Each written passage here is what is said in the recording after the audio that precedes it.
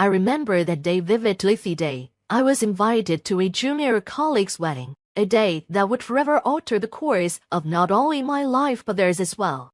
My name is Godwin, and I'm 32 years old. My life has been built on the foundation of hard work and perseverance, something many people with a different mindset might never truly understand. The wedding was a grand affair, the kind that radiates wealth and status. I attended more out of obligation than desire, as this colleague and I had once been close, but what should have been a joyous occasion quickly turned into something far more sinister. During the ceremony, as the bride stood before her guests, she made a proclamation that sent shockwaves through me. Without hesitation, she declared, people with low education and no money should cut ties with my husband. Her gaze scanned the room and landed squarely on me, making it clear I was her intended target. Her words were sharp, slicing through the light-hearted chatter like a knife through the air. The room fell silent, and I could feel the weight of everyone's eyes on me. Their unspoken judgment thickened the air. The groom, my colleague, stood beside her, a smug grin spreading across his face. Rather than defend me or remain silent, he joined in, adding his own stinging insults. The humiliation was palpable, but I refused to let it break me. I stood tall, swallowing the bitter pill they'd served with dignity. In that moment, I made a vow not just to distance myself from them, but to ensure they regretted ever looking down on me. They would soon learn that true worth isn't measured by degrees of wealth, but by character and integrity. But before we dive into that, let me take you back to where it all began. I grew up in a middle-class family, neither wealthy nor poor, just average. My parents, both college graduates, had high hopes for my future, but my path was different. While my peers were focused on high school and college aspirations, my mind was elsewhere. I was more interested in finding work and carving out my own path. I dropped out of school early, much to my parents' confusion. They couldn't understand at first, but over time they came to support me. Realizing that I needed to forge my own path, I started working in a factory, taking on labor-intensive jobs that most people would avoid. But I was determined. I moved from one job to another, learning new skills and gaining valuable experience along the way. Eventually, I worked my way up to becoming a painting contractor and then a site supervisor.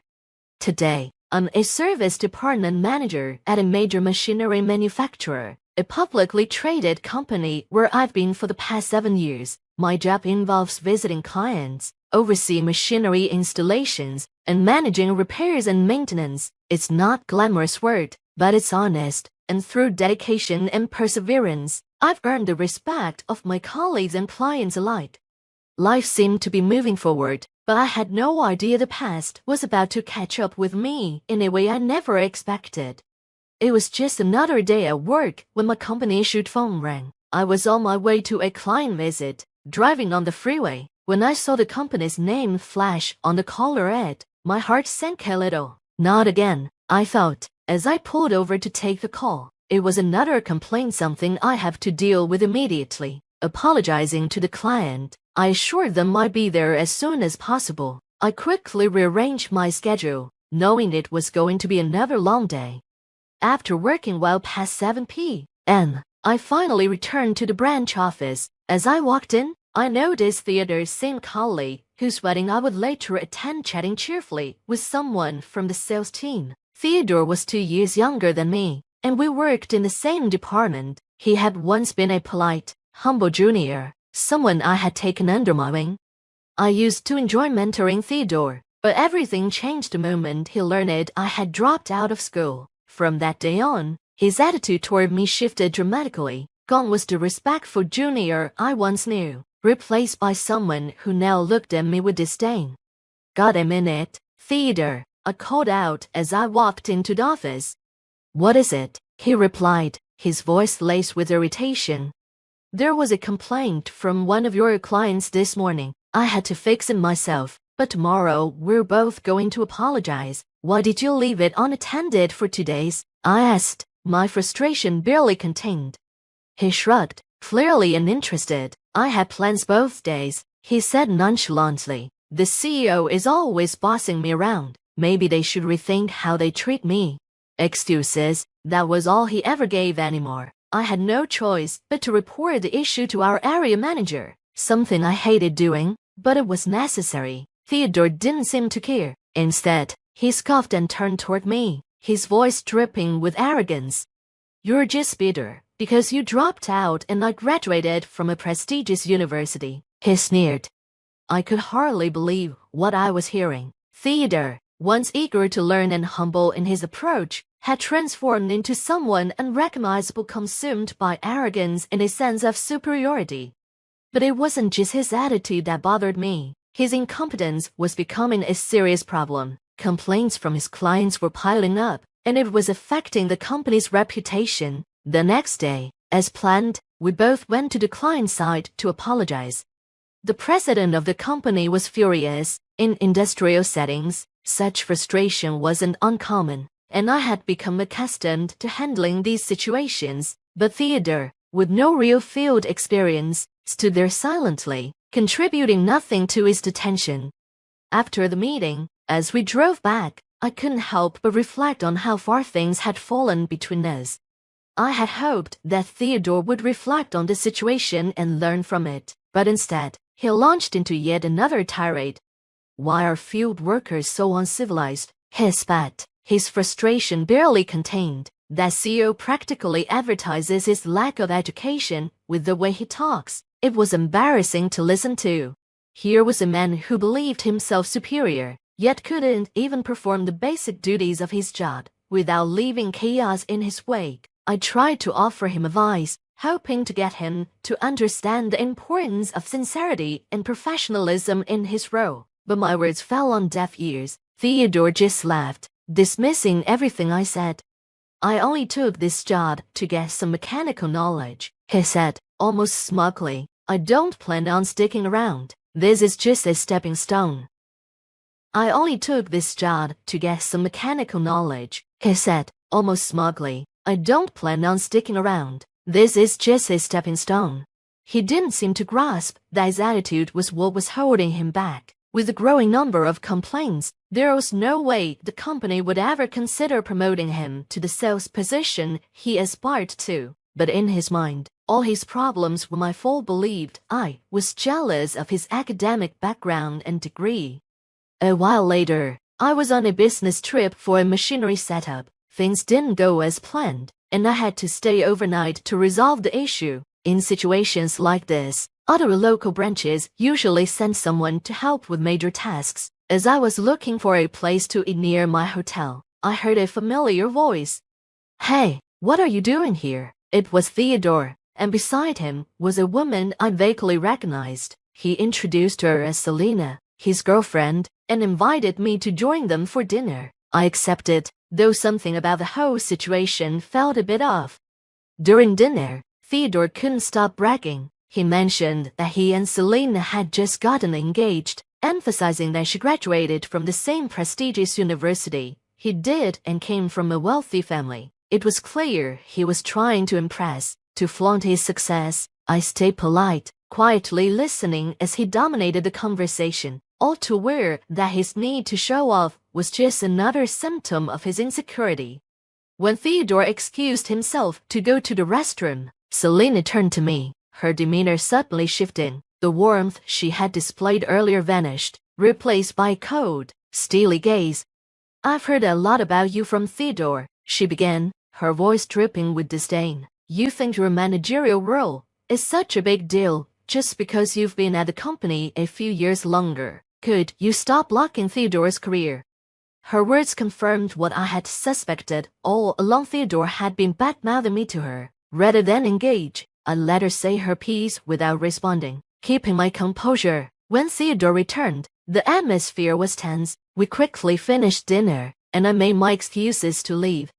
The next day, I went to troubleshoot the test run, but Theodore never showed up. A growing sense of unease pushed me to discreetly contact our area manager. When he looked into Theodore's business trip application, it became clear Theodore had filed a false claim. He hadn't been on a business trip and I had been out with Selena. The area manager assured me he would handle the situation, and I left it at that.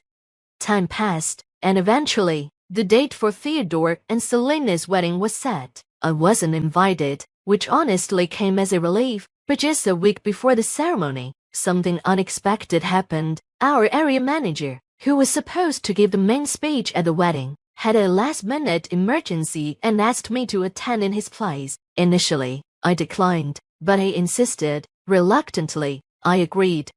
On the day of the wedding, I arrived early and unexpectedly ran into Theodore and Selena. They both looked surprised to see me. Theodore's surprise quickly morphed into scorn. My elite friends and I all have degrees from prestigious universities and work in top-tier companies, he said smugly. I didn't think you would drop out would fit in, so we didn't invite you. I remained calm, explaining that I was there only to speak on behalf of the area manager. His face paled slightly, realizing my presence was official and unavoidable.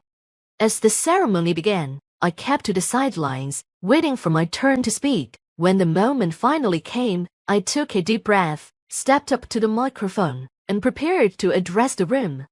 Theodore and Selena glared at me, clearly wanting me gone, but I stood firm. Congratulations on your wedding, I began, my voice steady. If you thought I'd stick to the usual pleasantries, you're mistaken. Theodore isn't exactly commendable in his job, but since this is a celebratory occasion, I use only the highest praise. I paused, letting the tension in the room build. Top-tier graduate Theodore, you're exceptional, especially when it comes to accumulating customer complaints at work. Your unrepentant arrogance and constant blaming of clients truly showcase your thick skin. I'm always impressed. The room fell silent, broken only by gasps and whispers. Theodore's face flushed red with anger, and Selena jumped to her feet, shouting at me to stop, but I wasn't finished. Our Ivy League grad, Theodore, is quite a trickster, I continued, ignoring her. He's been faking business trips to spend time with his fiancée while claiming company expenses. It's bold and clear embezzlement. Before Theodore could react, the doors to the hall swung open. In walked our area manager, and to everyone's shock, the president of the client company Theodore had round. Selena's face drained of color as the president marched straight toward their table. So, lying about quitting your job to marry me was a lie, the president demanded, addressing Selena directly. What followed was nothing short of chaos. It was revealed that Selena had been working as a hostess at a club, a fact she had hidden from Theodore. She had borrowed money from the president to pay off her debts, then disappeared, planning to marry Theodore instead. The room erupted as the truth unraveled. Theodore, blindsided, turned on Selena, demanding answers, but she had none. The area manager stepped forward, confirming they had evidence of Theodore's misconduct, and he would be suspended pending further investigation. The wedding was called off, and the once lavish event ended in complete disgrace. Theodore was later fired, and legal proceedings were initiated to recover the money he had embezzled. Selena faced fraud charges, her dreams of a secure marriage crumbling before her eyes. As for me, I walked away from the scene with my head held high. I hadn't exposed Theodore out of spite, but out of a need to protect myself and uphold my values. Despite the challenges thrown my way, I would continue to live with integrity, knowing I had done what was right.